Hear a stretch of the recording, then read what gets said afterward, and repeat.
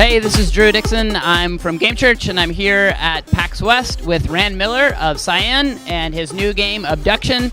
We're checking it out here. Just got to play it on VR. It's really great. You probably know Rand from Myst and Riven. So, yeah, really excited to get a chance to talk to you.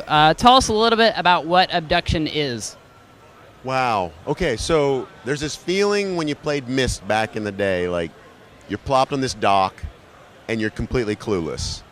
And for some reason that resonated with people. You know, you don't know why you're there. We didn't give you instructions. We didn't set it up. No cinematics. It's just you're there. That was kind of a cool feeling. So with the sequels, you get to kind of continue the story, but we haven't really had a chance to give people a completely new storyline that can kind of revisit that feeling of being thrust in a situation which you don't have a clue until Obduction. It was a kind of a chance to recapture that really bizarre feeling of being stuck somewhere and not having a clue, but this time with kind of modern technology and a whole new storyline that's not related to Myst.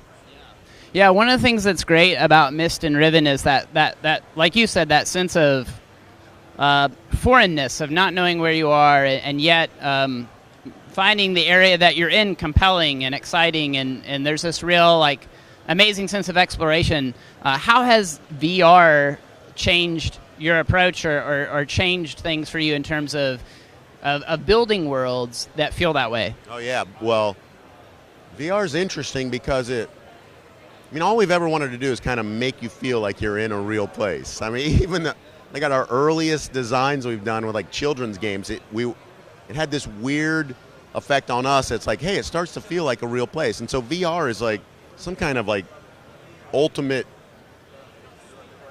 virtual way to do that. I mean, as soon as you get into a VR headset and go into a world, you realize that. It's like, oh my gosh, I have now tricked my brain. My brain thinks I'm somewhere else.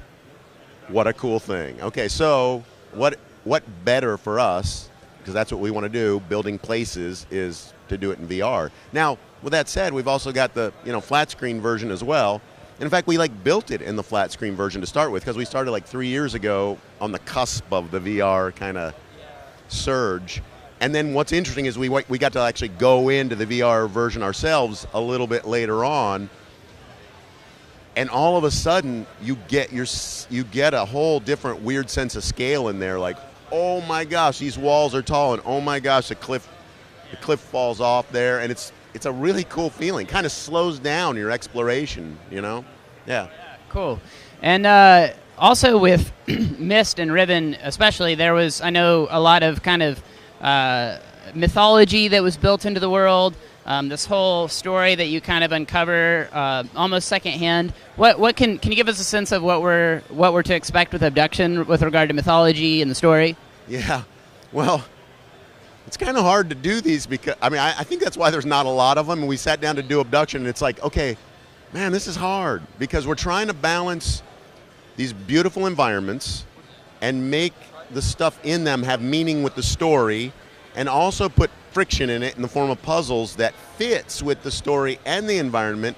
And all three of those things have to kind of balance nicely. Like, we don't want to put anything in there that's frivolous. Like, if you see something laying around, we don't want it to feel like it's just there as a skin. It probably has a meaning in the history of this place, or it's there for a reason that you'll find out later. And so that's just like a pain, frankly, doing all that. But in the end, it pays off because you go through playing the game, and when you finally connect why this thing's here, and oh my gosh, and it'll do this and this, you're like, oh, dude, that's all. You have that aha experience that I think, people loved in Myst.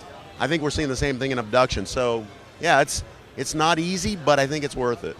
Yeah, it's really cool to see, as I've read the reviews and stuff of Obduction, that people still love that experience, and you guys have still managed to provide that experience in a new way. It's really exciting. So, what if you had to narrow it down to one thing that you hope players gain from their experience with Obduction, what would it be?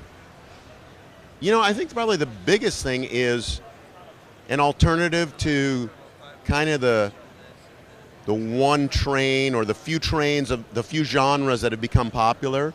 It's like Myst in the day was like super popular, and it was very different, and it kind of faded off, and now we've got this kind of indie resurgence, and I think Obduction can, I mean, I'm hoping it brings it back to at least a few people, even if it's a niche market, they go, oh my gosh, this is a cool alternative, and it satisfies something else in me than a shooter achievement or a racing game achievement. There's some kind of cool exploration where there's a deeper story that is very satisfying. I'd love to do that with a kind of a new generation. It'd be awesome. Yeah, that's cool. One last question that we like to ask developers: why do you make games? Oh my gosh, that is so deep. I think I really love the idea of people, instead of just receiving a story, instead of going to the movies or reading a book and just getting somebody else's story, I love the idea of them becoming a storyteller.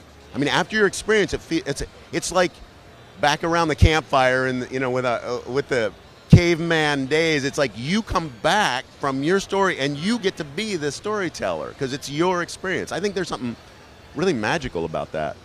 Yeah. That's awesome. Well, I'm excited to have that experience with Obduction myself. Just got to play it on VR and was really thought it was really great. So thanks so much, Rand, for being with us. And that's it for us here at Gamechurch with Obduction.